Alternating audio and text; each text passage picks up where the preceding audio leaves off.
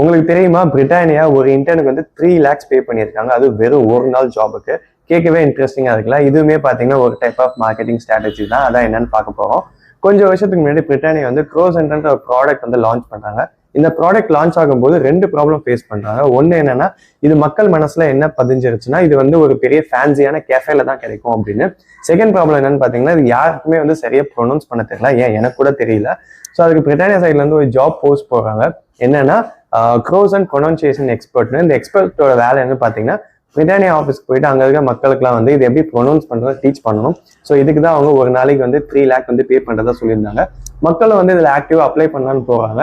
அப்போ பிரிட்டானியா ஒரு கிரைட்டீரியா வைக்கிறாங்க. என்னன்னா, நீங்க இந்த ஜாபுக்கு அப்ளை பண்றீங்க அப்படின்னா, நீங்க எதுனால இந்த ஜாபுக்கு டிசர்வ் ஆன பர்சன்றத ஒரு வீடியோவா எடுத்து இன்ஸ்டா ரீல்ஸ்ல நீங்க போடணும். எங்களுக்கு உங்களோட பதில் வந்து கன்வின்ஸ் பண்ற மாதிரி இருந்தா அவங்கள தான் நாங்கள் ஹையர் பண்ணுவோம்.